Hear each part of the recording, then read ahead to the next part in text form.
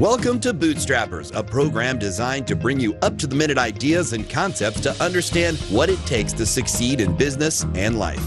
Each week, we'll bring you guests and ideas you can't find anywhere else. Bootstrappers is a production of Anequim, LLC. Now strap on those business boots and join Bootstrappers with Jeremy and Gwen Aspen. Welcome to this episode of Bootstrappers. I'm your host, Gwen Aspen, president of Anequim. I'm here with my spouse, Jeremy Aspen, who's president of Wistar Group. Hey. And here at Bootstrappers, we talk to bright minds, interesting thought leaders, people in the community about things that impact our industry, which is investment property management. And we just talk about business in general. So even if you're not a property manager or an entrepreneur, but you just want to know more about business, this is the show for you. I'd even say that we go so far as to touch on things that you can apply to your life. So if you're driving around your car on 1290 coil and you're wondering what you're listening to, it's that. All of these concepts and stuff that we talk about, they do ultimately run into your life. So at Bootstrappers, we stay hungry, break things, and strap on those business boots. So with that, today we are so lucky to have Claire Gibson of Gibson Law. She's here with us today, and she specializes in intellectual property law.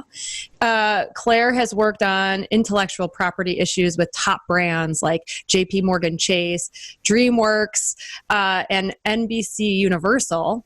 And she's a graduate of Columbia University and Brooklyn Law School, both in New York. Welcome, Claire. We're so happy to have you. I'm excited to be here.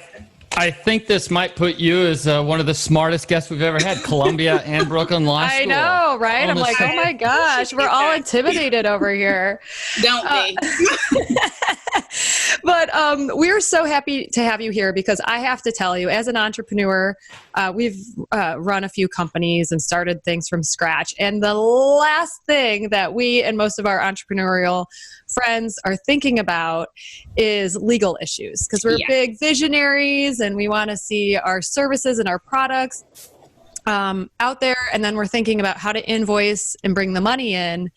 And the legal stuff, we're like, oh, it will work itself out. It will just work itself out. And I would imagine that's true. It does work itself out, but I would bet it's not always in the business owner's favor. Yeah.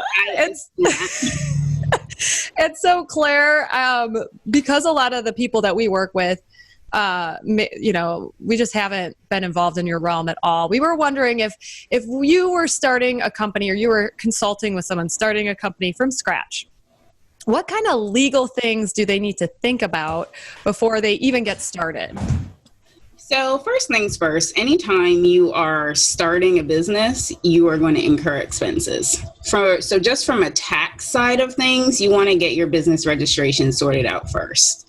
And people think of their business registration as ownership of the business name or something along those lines. It's not. Your business name registration is essentially for tax purposes and for liability purposes. So anything you're doing, branding, marketing, you're buying products, you're marketing services, all of those things incur expenses. You want to be able to get those as deductions at the end of the day. So before you do anything else, you want to get the business registered. So can I drill down a little bit on that? Because, so we're already starting off. I've got questions. So business registration, you have to do it at the state level. Yes. And then after you get that, and correct me if I'm wrong, then you would get the IRS, the EIN number. And so when you say registration, are you saying that packaged together? So we, as attorneys, we generally package it together, but that's a good question because I'm realizing most entrepreneurs probably don't think about it that way. Right. So to break that down into three additional steps, arguably four, you go get registered at your state's Division of Commerce or whatever the state equivalent is. Some states have different names for that. You then sometimes have to file separately for your state tax ID, and then you have to go get your federal tax ID.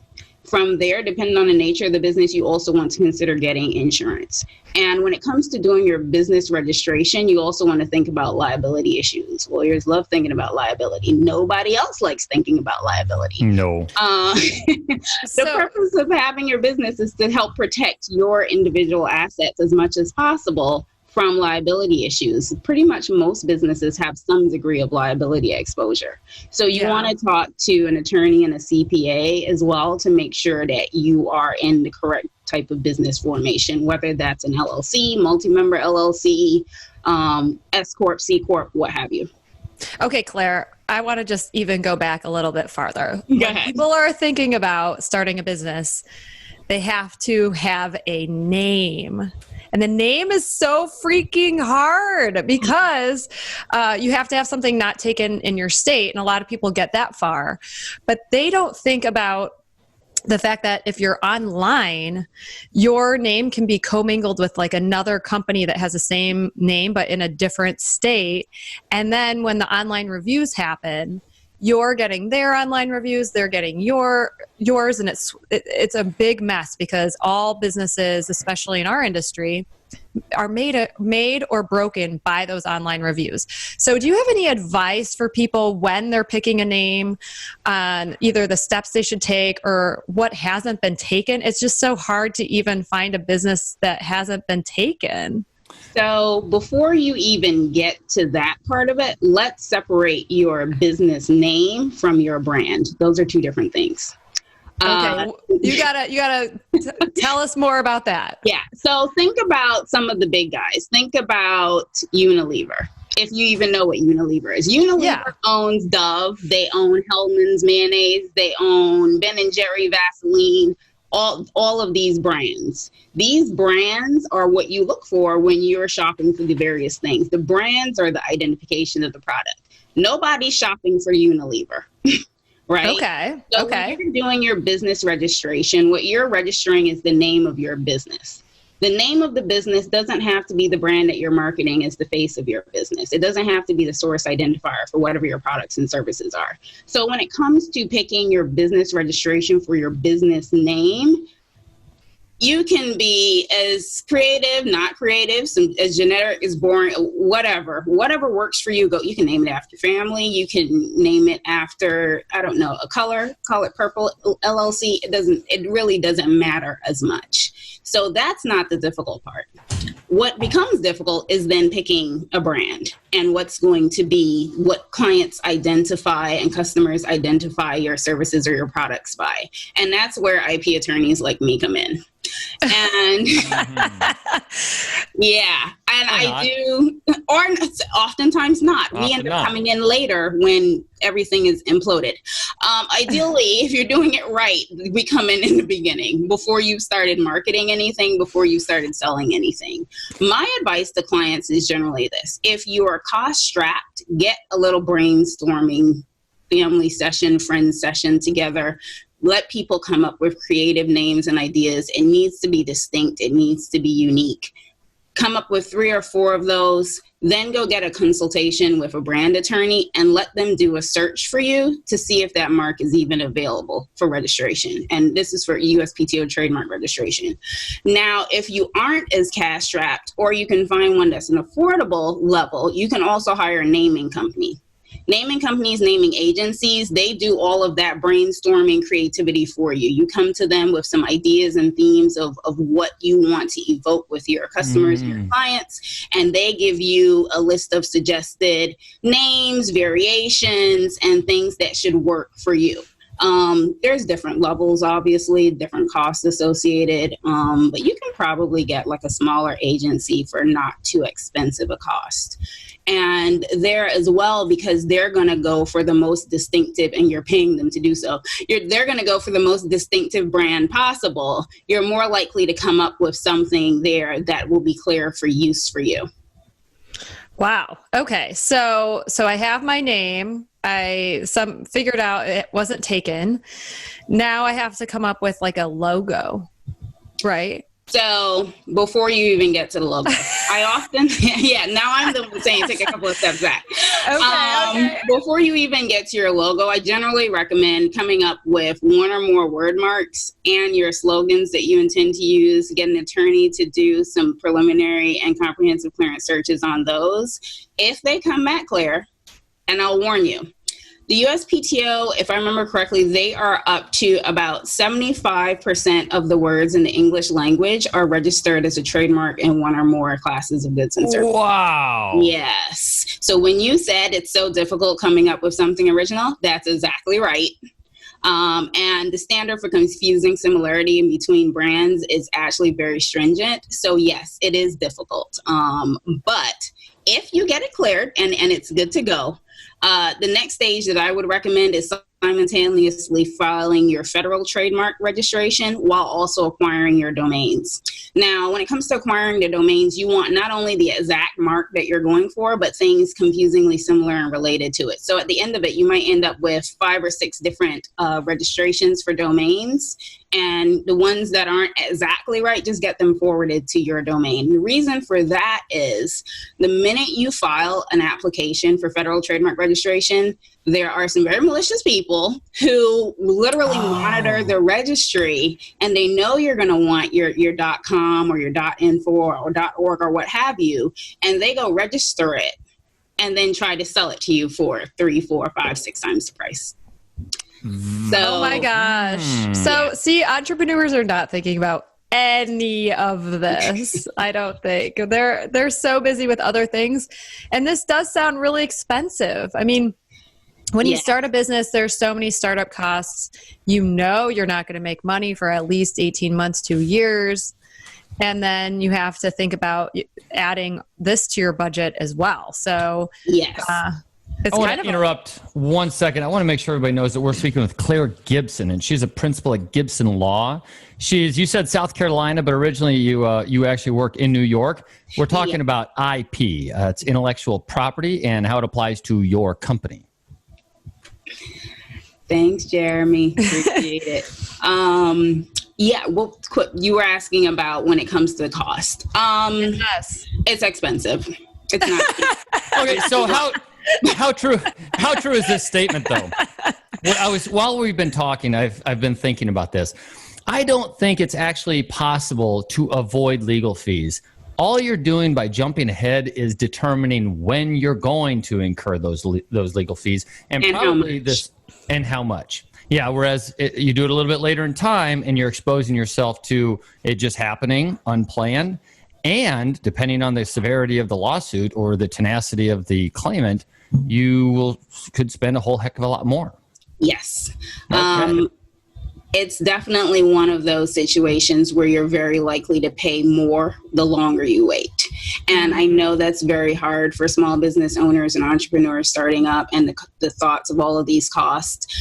My advice is this: if you are really strapped for costs in the beginning and you don't have a lot of capital, there are a lot of free resources. Law schools, for example, have a lot of small business clinics, IP clinics, where you get a lot of free labor from law school students who are supervised by an experienced attorney and professor, and they will help walk you through a lot of these issues. They will help with business formation. They will help with IP portfolio building, the clearance, all of these things. So I often tell people, instead of going to the free or cheap, low cost, online marketing options that everyone sees when you type in, how do I get a registration?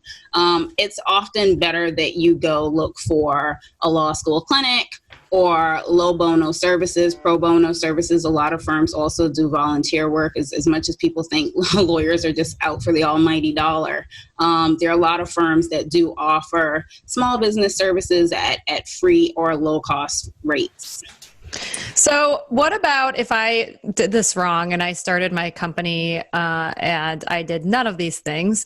Do you recommend people just totally rebrand at a certain point? Like they're small and they see how the business kind of evolved and then just realize that you're going to have to completely rebrand and do it the right way? Hate to say this and give the standard lawyer answer, but it depends. It really, really depends. Sometimes, and it depends on how much you want to spend as well. And so, for example, I don't know if everyone's been following the Lady A versus Lady Antebellum situation with the individual musician versus the band. And that was a situation where a solo artist was using a stage name without having it registered as a trademark, was using it for almost 20 years. 10 years into her career, a band literally filed the same trademark registration and started using it. Yeah. Let's not talk about how they weren't aware of her and what kind of search may or may not have been done. I don't know. I wasn't on their legal team, but they were able to get a federal registration without any cease and desist or enforcement from her. They used it for pretty much 10 years. So now they are in the middle of a lawsuit where the band is now seeking the declaratory judgment with regard to who actually owns the trademark. Oh my God. That is a situation that can happen if you don't get your brands and registration sorted out in the beginning. This is Bootstrappers. I'm your host, Gwen Aspen, president of Anequim, here with my spouse, Jeremy Aspen, president of Wistar Group. And today we are with Claire Gibson of Gibson Law. She's a principal there, and she specializes in intellectual property law. And we're getting all of our small business questions answered today.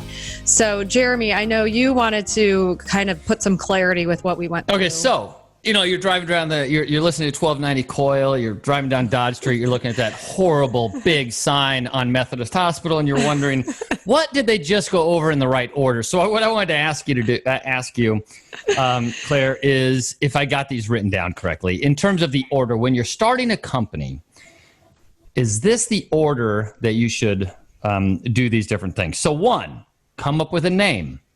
Right? Come up with a name. That's an easy one. It can be ABC. As long as it's available in your state, you can have that. There's no infringement issues. There's no legal issues probably. You just kind of have that as a placeholder to pay your taxes. Yes. Right? Brand is step 2. So then you've got to determine what name you're going to brand, what name you're going to put out there, because at that moment, it starts to become a little bit of a liability. It can be different. It can be different than your company name. Like the brand. Yeah, ideally, it should be. Well, and ideally it should be. I want to get to that in a little bit maybe. But because you could theoretically open up a company in your state, right? Register it as Pepsi Property Management Company. No. Okay, because of the Pepsi. Let's not do that ever. Don't ever do that. I think the state would let you do it possibly because they're not necessarily looking for any. Checking. Pepsi is. So, and that's what, so in determining the brand, there's some steps and processes you have to go to, but this step number 2, first name, and then the brand.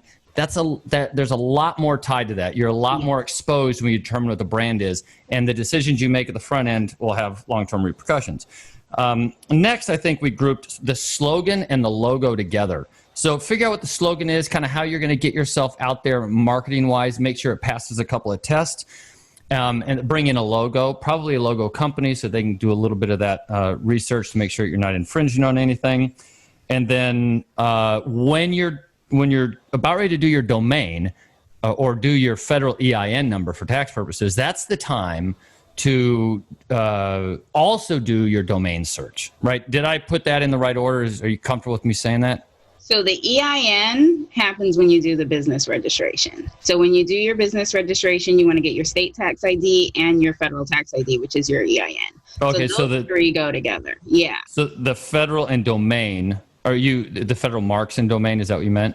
So federal trademark registration and domain. Got it. Those 2 go together. Those 2 go together. Okay. And all right, so that's your federal trademark registrations will be the brand name that you're putting forward, the slogan, and your logo. Okay. So then we've got all this done. We've done this in our company, but what if we waited to register?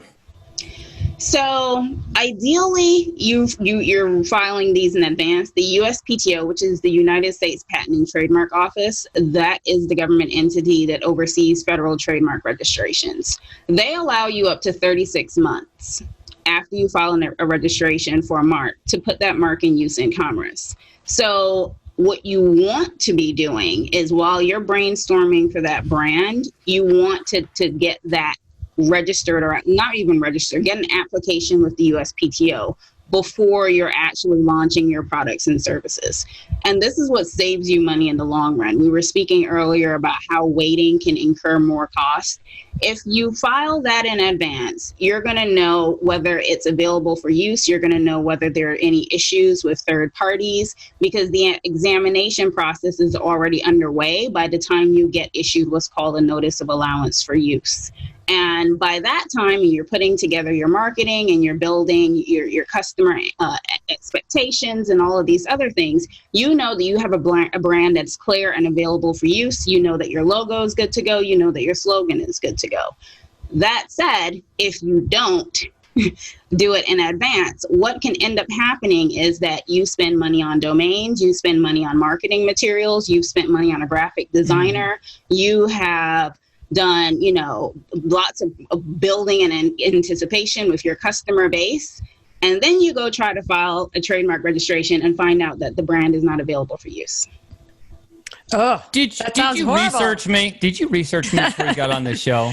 We actually went through some of those headaches. Oh, honestly, I could tell you. It happens with a lot of people. Yeah. No, I didn't go in order 1 through 5. We did not do that. No. I hate when clients come to me and it's like, oh, I've been using this for 4 years and I love it, and isn't it great? And in the initial process, what I do with clients is the first thing I do is what's called a preliminary trademark search. And that is just a manual search of the USPTO's TEAS, which is the system that has all of the registrations, pending registrations listed.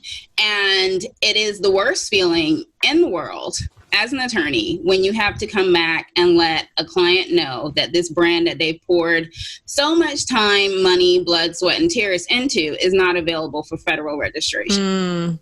It is not fun. It's not fun for me. It's not fun for the client. The options for moving forward really depend on the specifics of why the brand isn't available. And it also depends on the specifics of the business and where they're using it.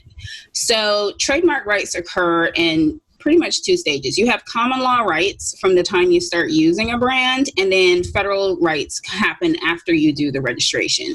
Ideally, you always want to have federal rights because it makes things just easier in the event of any kind of infringement, litigation. The owner is clearly established, things of that nature. It just makes more sense in the long run. It's the safest place to be in. And since everybody is working like online anyway, and you want to have a website, everything's kind of national anyway. Sometimes even international, but we're not going to get into international trademark registrations. That's a whole other ballpark. So ideally, you do want to have that federal coverage, which gives you national exclusive rights and ownership over that brand. So if you have waited and it's a situation where there's a mark that's identical to yours with regards to the words in the mark, maybe even the appearance. It's similar in terms of the goods and services, if not identical in the goods and services. That is a rare situation because more often than not, that business owner would have sent you a cease and desist letter. Okay. They would have found you. We are here. This is Bootstrappers. That's my dog. We're here with Claire Gibson, who is a principal at Gibson Law. And we are talking about intellectual property as pertains to starting up a business. It's as complicated as it can be, or as we thought it might be. I wonder, Claire, because sometimes I'm getting lost. What is a mark, and what is the difference between a trade name and a trademark? Okay, so that's partly my fault because I'm using them all interchangeably. Okay, so brands and trademarks are pretty much the same thing. Okay. We call ourselves trademark attorneys, brand attorneys. The term brand is more used by the marketing side of things with regards to, they're doing the creative aspects. They are doing the marketing, they're doing the coloring and then the logo designs and, how it looks on Facebook and all of these other different things. From the attorney side of things, we use the term trademark because legally legally speaking, that's what it is. If you go pull up the legislation, it's referred to as a trademark. With regard to a trade name, we don't even use that term really. It's, again, still a trademark.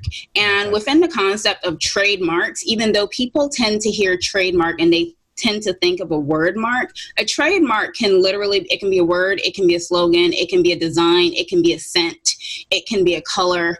All of these things can be trademarked. Yeah. Scent. Apple has this scent that they have trademarked that they spray in all of their stores. Wow. Tiffany Blue, I believe, is also trademarked within one of their logos. No way. Yeah, all of these things can be trademarked. Those are more non-traditional trademarks. People tend not to go after those as much. Words are more common, logos are more common, but all of these things together encompass what we consider a trademark. So I have a question about, okay, so clearly you're scaring me. So I definitely, people need an attorney, right? Because you're not thinking about it. You just need an attorney. And when it comes to, coming up with those creative names, people often think that, well, if I go search online and I don't see anything that's identical, then it's available for use. And that's often where people end up in trouble, because the standard for what is considered similar and what we refer to as confusing similarity on the legal side of things is actually a 9-point DuPont factor. DuPont was the name of the case that was used to determine how you define whether something is similar or not. It's not just the word mark. It's not just the products and services. It looks at everything from the sophistication of a particular client base, the circumstances under which purchases are made, the trade channels. All of these things are used to determine whether a mark is similar or not. So you really want to have that subject matter expertise there, letting you know whether you're infringing on somebody's mark, even if you don't think that you are.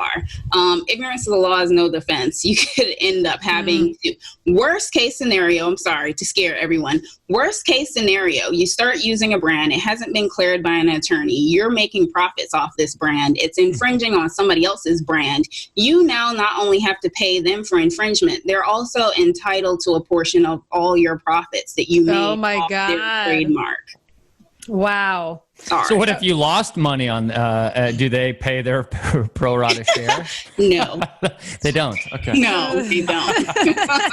But you're still liable for infringement.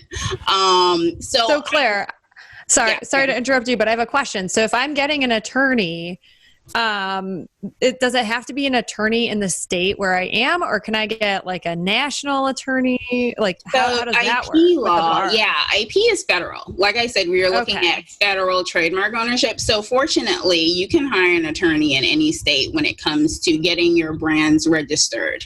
You're not locked into the state at all with regard to that. Where you are locked into state is for your business registration. You want to have an attorney who's local, who knows the business laws in your state and can let you know what's your best option with regard to liabilities, taxes, business formations, and things of that nature. Okay, so that's the difference. So with the intellectual property, just to get clarity on this, let's say my brother-in-law is an attorney and he is just, it's been tough with COVID and everything, and he just needs more money. Can I just go to some random attorney because he's cheap and I know him, or do you really recommend going to someone who specializes? I would advise you to even find a law school clinic before you go find a random. I would hope that a random attorney wouldn't just try to do, I wouldn't, defend you against the IRS if there was a tax issue. I'm going to tell you no, because it's not my area of subject matter expertise and I can't offer you the best advisory. So I would hope that attorneys who aren't experienced in a particular area are not attempting to charge clients fees for an expertise they don't have. That aside, my recommendation is to make sure that you are looking into what your attorney actually does, whether they're experienced in a particular practice area, whether this person can actually offer you sound advice, because a lot of what we do as an attorney, you don't learn it in law school. You learn it in practice after. And you want someone who can look at a situation and based on their years of experience, let you know, here's the likelihood of how this is going to turn out and here are your best options. You want to have that experience on your side. Yeah, absolutely. Oh It's my kind of like gosh. property manager. It's kind of like property managers. We don't go into this knowing everything, but the longer you get experience, the way better you'll be at it. Absolutely. This is Bootstrappers. I'm your host, Gwen Aspen, president of Anequim, here with my spouse, Jeremy Aspen, president of Wistar Group. And we are so happy to have Claire Gibson here at Gibson Law. She's a principal there, and she specializes in intellectual property law. And so we're just asking her all the questions that any entrepreneur needs to know before they get their business started. So, all right, you've gone through this process, you've gotten a slogan, you've got everything trademarked, cool. But if I'm understanding right, it sounds like maybe me getting my slogan done trademarked, isn't going to work for my logo or for the name of my company. So does this have to be done for every single, each of those three, or is it all kind of wrapped up in one? And what's that process look like to make application? So ideally speaking, you're going to end up as a business owner with a trademark portfolio. That portfolio is going to have a few registrations in it at the end of it. You want to be able to have your word mark independently, because as a plain text mark registered, so that you can use that in any style, color, anything, any display option that you want. If you have stylized text that you use consistently with your brand, your trademark that you use to identify your goods and services, if there's a stylized element to that, you want to have that registered. That's a second registration. If you have a logo that you're using, you want to have that registered as well. You want to have the slogan registered. Again, plain text versus stylized text. Those would be separate registrations. Now, there is also an option, and this is kind of the tip that I give to small businesses, especially if you don't have a lot of capital starting out. You can also do what we call a composite mark, which would include the brand name with regard to, how you identify the business. It can have the logo and it can have the slogan. So sometimes you'll see, like Nike, for example, they'll have the Nike written out, they'll have the swoosh, and then they'll have just do it underneath. You can have that little segment registered as one trademark, and it has these different components and they're all protected. Now, there is a downside of doing it that way. While you save cost, that whole thing together is your trademark. And so you have to brand consistently with that mark in that way. So you're locked in how you're able to market. You're not really able to have the same flexibility. Now, there's ways around it where you can kind of use it one way, the registered way, and then kind of separate it in different aspects later on. But it's a lot more limiting than if you have each of those segments registered as separate registrations. Now, the second part of your question, the process of actually getting those registrations. A lot of business owners think that trademark registration is going to be very similar to business registration, where, you just file it with the state and you get it in a week or two. Trademark registration at the shortest, on the best day at the USPTO, you are waiting 9 months. Wow. Yeah. Is that bureaucracy or is that just... No, it's the process, and I'm going to walk you through it, and you'll kind of understand why. And at the longest, it can take a few years, because not only can your application be suspended because of different issues, if you file in what's called an intent to use application, like I mentioned earlier, you can have up to 36 months before you put your products or services on the market, and each of those there's 6 months extensions that add up to 36 months. And that has to happen before you get your registration, because you have to show evidence of use in the market. So there's two types of applications. There's actual use applications and there's intent to use applications. And those are exactly what they sound like. Actual use is you're already using your mark. Intent to use is your intention to use it. When you file those, the difference is if you're already using it, I would submit evidence of the use in commerce with regards to the goods and services that you're using. And I file that up front. If you're not using it yet, we don't submit that evidence because we don't have it. So 3 months after we've actually submitted the application, the examiner then starts reviewing what's been made available to them. And that very largely looks like them looking for confusingly similar marks. They're looking for whether the mark is actually distinctive, descriptive, trademarks, no such thing. If your mark immediately describes the goods and services you have available, it can't function as a trademark. Like Property Management, Inc. Yes, that's a no. Okay. That's a no. You can't do that. There's nothing distinctive about it. And the reason for that is you can't stop other people from using the only available term there is to describe a certain type of business. It's simply not fair. It's generic. All right. Couple of questions. One is, so like, what about our last name, Aspen? It's a name that's used. It's a city, obviously, but you got Aspen Dental. But how restricted am I? Very. Depends. Am I less so? You would likely face what's called a refusal based on the fact that it's merely a surname. So that examination process, there are a number of grounds for a trademark to be refused. Confusing similarity with other marks, lack of distinctiveness. If the mark is primarily geographically descriptive, you can't register those. So you can't go register New York City for New York City tours. Same thing with Aspen. Even if we could argue that it's acquired distinctiveness, if you've been using it for more than 5 years, or if you add other elements, we could say that those elements are distinctive, but by itself, it's merely functioning as a surname, or you'll even face a geographically descriptive refusal. So there's a number of grounds that the USPTO uses to refuse trademark applications. And that's often where a lot of small businesses get into trouble, because even if they somehow manage to squeak by and they've gotten a clean trademark search done on their own, or they paid an attorney for the search and they just want to go ahead and do the registration on their own, they don't realize that there are so many grounds upon which the USPTO will refuse an application. And not having an attorney up front to let you know, hey, this is a no-go. You're not going to be able to get this registered because it's merely a surname.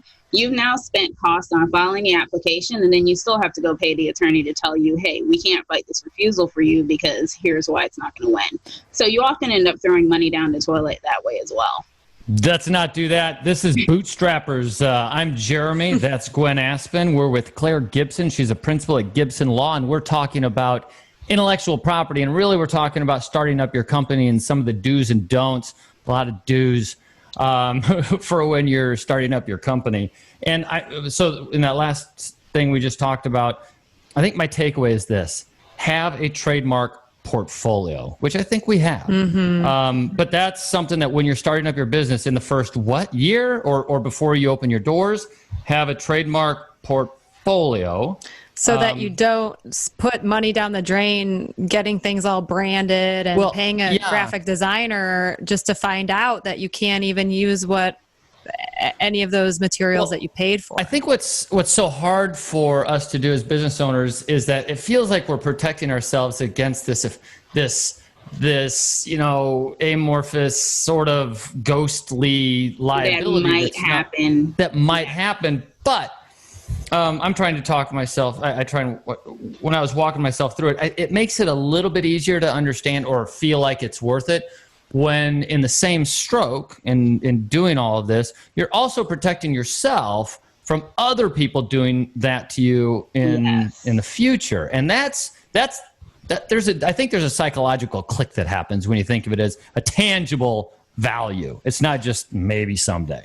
Well, I also think, oh, sorry, Claire. I was just going to say, I think the other problem with these issues when you're starting a company, inevitably people think you're crazy. And they're like, really? You're going to start this company? Like, do you think it's even going to work? I mean, have you ever done this before?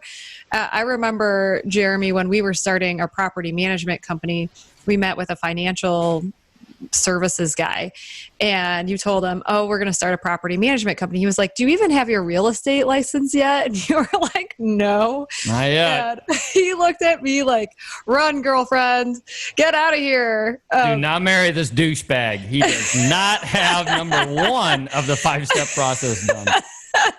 And so it's hard when you have those detractors in your life. We've talked about this before in the show where people's parents often want what's safest for them, not what's best for them.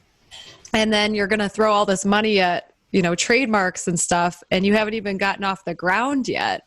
But I guess what you're telling us is that the world of business is sophisticated to the point where you just can't avoid it, right, Claire? It's a complex process. I love entrepreneurs. I love how creative they are. Unlike me being an attorney, we're pretty regimented.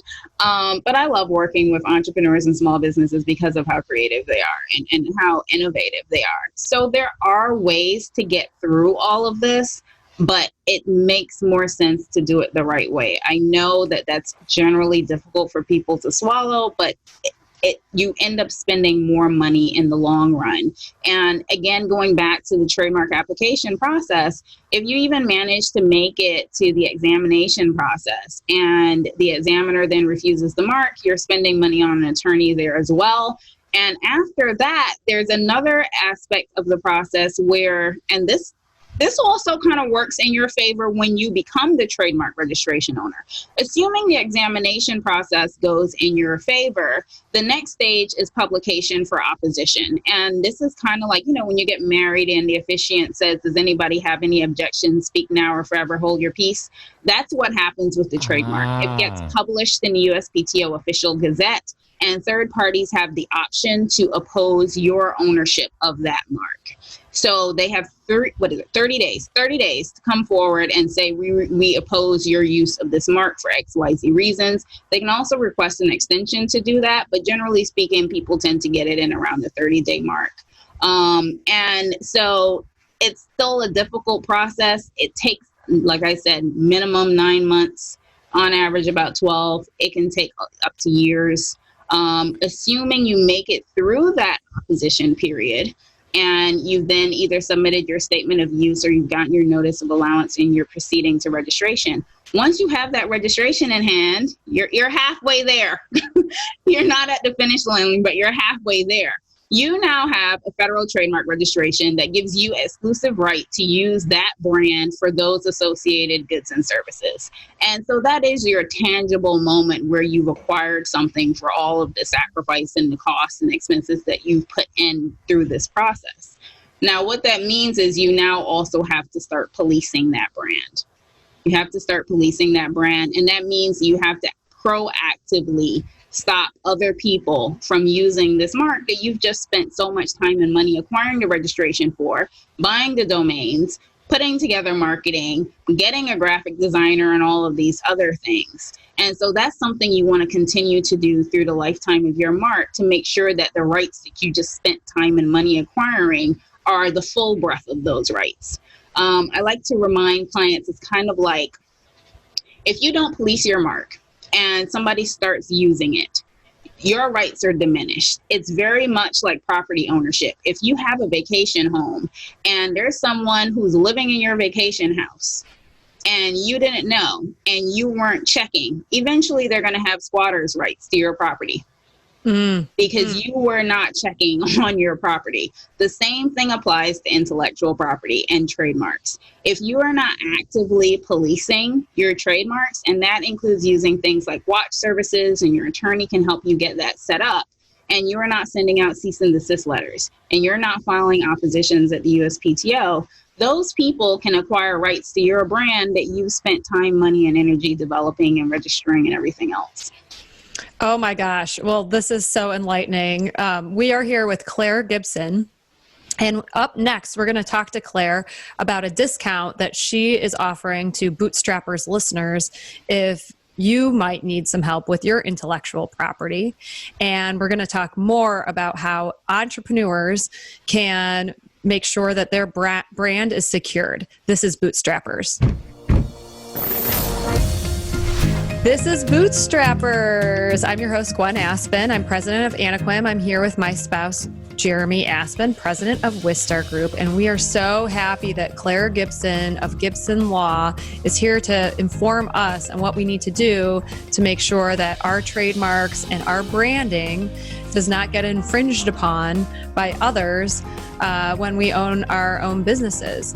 Claire, my eyes have been opened. I know Jeremy and I have already gone through this where we've had problems before. So we so appreciate your insight. I do want to just tell listeners that you do have a promotion going on right now for Bootstrappers listeners. What is that promotion, Claire? Yeah, so we offer an initial consultation for small businesses that are looking to get started with their trademark registration.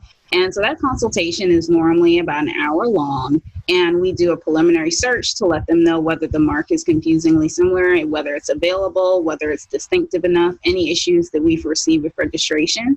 And for your listeners, we're offering a 10% discount. All they need to do is reference the show when they do their sign up, and we'll add the discount on top of that. And how do they get a hold of you? They can reach out to us at admin@gibsonlaw.nyc, or they can visit the website www.gibsonlaw.nyc, and they can sign up to our business calendar right there, and they'll get on my schedule. Awesome. That is Thank you, wicked Claire. cool, to use another East Coast vernacular.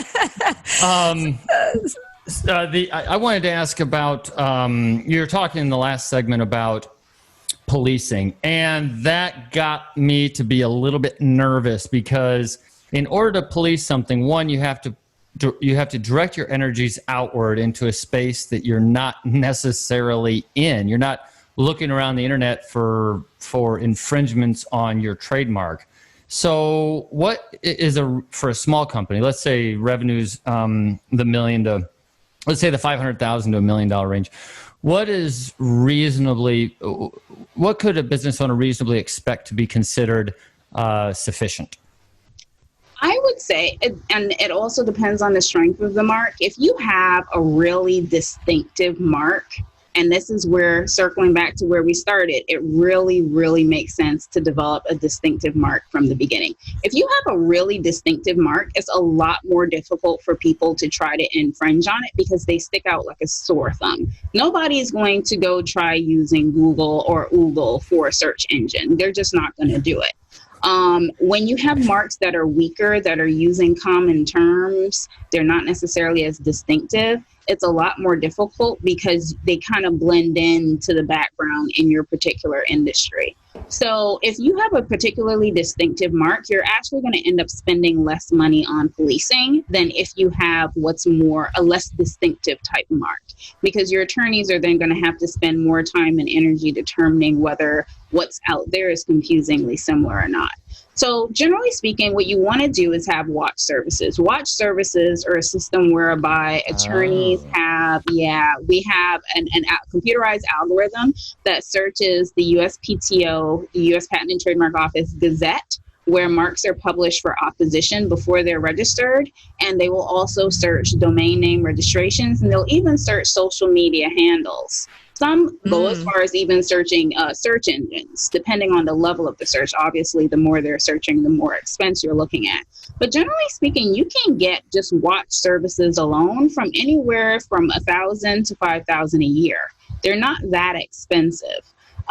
If you are really like a single entrepreneur trying to start things on your own in your living room, the lowest cost option is still not going to get you everything you need. It's just get Google notifications for your particular brand, and that'll give you some insight as to what's out there.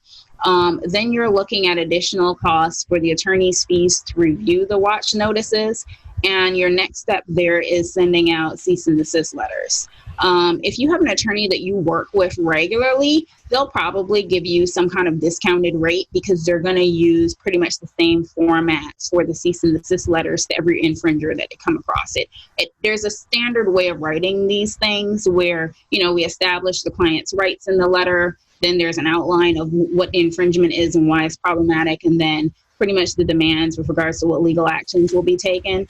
And so if you have an attorney that you're working with, they can probably give you some kind of package deal with regards to, they'll send out X, Y, many cease and desist letters for you at a set rate. Now, how effective the cease and desist letter kind of depends. Cease and desist letters always hinge on a threat of litigation that you have to be willing to follow through on to police the mark. Litigation, of course, is expensive. more often, most cases that get filed end up settling. Most people are not going to spend money going all the way through to a decision. So you're still then looking at spending money up front, but in the long run, if you win, and if say you get a settlement, or if you actually win on a judgment, very often the infringer can be liable for your attorney's fees. You are eligible for a portion of the profits that they made off your brand. So there is somewhat of a quote unquote pot of gold at the end of the rainbow with regards to that. And an additional aspect of the policing is filing oppositions with the USPTO before what's called the Trademark Trial and Appeal Board. It's essentially like federal litigation. It follows the same rules, but it's being done before the TTAB as opposed to in federal court. Costs there are also high. That said, again, more people settle before it even gets to discovery, so your initial costs aren't that high and you still get to protect your mark. Sometimes you may even get a settlement amount. So it really is worth it to make sure that you're policing your trademarks. And again, well, that's one of the, go ahead. Sorry, and I guess that's one of the best things about the having that trademark portfolio is that you really have a solid footing going anywhere. I mean, anybody that's infringing on it in any way at least knows what they're up against and would have to reasonably just back down from an argument, right? Because it's pretty cut and dry at that point. It is. Very often, if it's an entrepreneur who's infringing and they don't have legal advice, sometimes they're pretty flippant about it. By the time they go hire an attorney to help them defend themselves, any IP attorney is going to tell them, look, they have a federal registration. You need to stop because you're going to lose. You're going to end up spending more money. It's just not worth it. Very rarely can you argue against a federal trademark owner if you are the junior user and actually win. The only time that might happen is if you have been using the mark longer than the federal trademark registration owner. And that's kind of the case that I was mentioning earlier with Lady A versus Lady Antebellum, where they won't be able to stop her from using the mark because she has been using it for longer than them, but she also can't stop them from using it. So it's going to kind of likely end up being a wash. But that federal registration is power in your hands. You have clearly determined ownership rights. You have had a mark that has been reviewed and examined and granted by a federal agency, and you have been granted exclusive right to use the mark with regards to those goods and services. So a cease and desist letter with a federal registration attached is pretty powerful. Wow. Well, that is so helpful. Thank you so much for all that information, Claire. And let's make sure that everybody can get a hold of you and take advantage of a 10% discount by referencing Bootstrappers when you email admin@gibsonlaw.nyc. Just mention Bootstrappers for a 10% discount. Thank you, Claire, so much. And that's a wrap of Bootstrappers. We'll see you next time. Remember, stay hungry, break things, and strap on those business boots. This has been Bootstrappers, a unique presentation designed to help you better understand what makes the world turn. Contact Gwen or Jeremy Aspen at hosts@bootstrapper.club. Join us next time on News Talk 1290 KOIL, at our website, or download the podcast.